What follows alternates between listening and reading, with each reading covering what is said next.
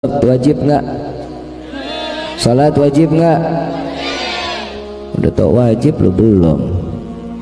Salat ya, salat ya. Orang yang meninggalkan salat wajib dengan keadaan sengaja, mau tahu dosanya mau? Udah tahu belum dosanya? Makanya berani ninggalin salat kan? Tapi bukan orang Mekarsari, bukan. Yang hobinya ninggalin salat mah orang Jakarta. Saya tanya, bapak ibu aslinya mana? Mekarsari. Hukuman orang yang meninggalkan salat wajib dengan keadaan sengaja sama seperti dia berzina. Setelah dia berzina, istrinya dalam keadaan hamil dan teraniaya, lalu keluar anaknya. Setelah dikeluarkan anaknya lalu dibunuh, dosa besar di hadapan Allah Subhanahu wa taala. Orang yang meninggalkan salat tanpa uzur dengan sengaja, maka siksaannya tidak akan pernah berhenti sampai yaumil qiyamah. Naudzubillahi min. Bib, apa bib hukumannya orang yang meninggalkan salat? Di alam kubur apa yang ia dapatkan? Di alam kubur ada namanya ular yang disebut Sujaul Aqra. Kenal Sujaul Aqra? Udah kenal belum? Ya udah tinggalin sholat ntar kenalan.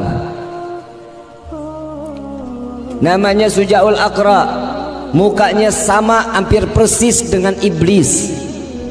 Gigi bawahnya sampai kepada hidung panjangnya. Gigi bawah, gigi atasnya terus sampai kepada dagunya. Kupingnya dalam keadaan yang sangat amat tinggi dan tajam. Buntut daripada ular tersebut seperti mata bor, ujung daripada mata bor dengan begitu tajamnya. Ular ini akan mendatangi orang yang tidak salat, yang meninggalkan salat satu kali dalam keadaan sengaja. Dia pernah meninggalkan salat, maka ular tersebut akan mendatanginya dan mengatakan, Assalamu alayka ya ahlan nar. Salam kepadamu wahai penghuni neraka.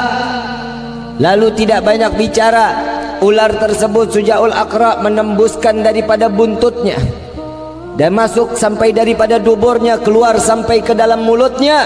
Setelah itu dililit daripada Sujaul Aqra lalu dihempaskan ke bumi. Hancur berkeping-keping jasad kita dengan kedalaman hempasan 7 km. Hancur jasad kita, hancur sangat luar biasa. Lalu dikembalikan lagi oleh Allah Subhanahu wa taala, dibuat utuh lagi daripada jasad kita. Lalu Sujaul Aqra terus akan mentimpa kita dan membanting kita di bawah tanah tersebut selama datangnya yaumil qiyamah. Naudzubillahi min. Makanya jangan main-main sama salat. Kalau dulu Nabi SAW, saya mau tanya di sini, kalau mau salat pernah nggak diludahin? Pernah? Orang mau jalan ke masjid diludahin pernah? Nabi Muhammad SAW sudah melaksanakannya dan sudah merasakannya. Kita saat lagi sujud nggak pernah lagi namanya kotoran menimpa kepala kita. Nabi SAW sudah menerimanya.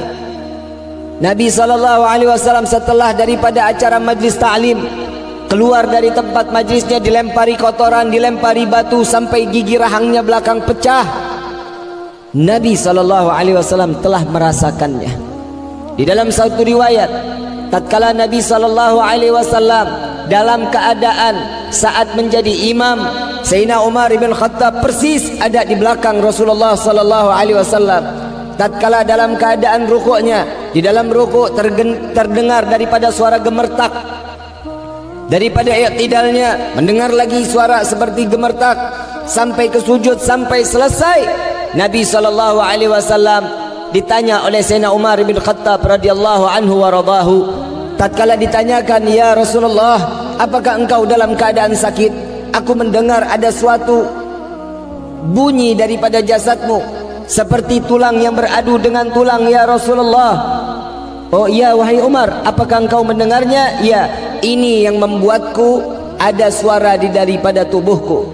Begitu diangkat daripada kainnya Nabi SAW, dibuka daripada ganjalan perutnya, satu batu yang keluar daripada kain Rasulullah sallallahu alaihi wasallam. Lalu Sayyidina Umar menangis karena tahu di zaman saat itu ahli Arab tatkala dia tidak makan satu hari, satu batu yang mengganjal daripada perutnya, satu batu keluar daripada kain Nabi, dua batu keluar, tiga batu, sampai pada 7 batu. Sayyidina Umar bin Khattab mengatakan, ya Rasulullah, sudah 7 hari engkau tidak makan, sudah 7 hari engkau tidak melakukan ma'asupan untuk jasmanimu. Mengapa engkau tidak meminta kepada kami? Kenapa engkau tidak minta mengirimkan makanan kepadamu? Apa jawaban Rasulullah sallallahu alaihi wasallam? Biarkan wahai Umar, aku ingin merasakan bagaimana laparnya tatkala 7 hari aku tidak makan. Aku ingin merasakan kelaparan umatku di akhir zaman kelak. Nabi Muhammad sallallahu alaihi wasallam, kita sampai detik ini 7 hari 7 malam enggak pernah kita enggak makan. Sehari minimal 3 kali pasti kita makan. Kenapa kita tidak pernah berpuasa selama 7 hari 7 malam? Karena Nabi sallallahu alaihi wasallam telah menalangi daripada apa yang telah akan disiksa kepada kita.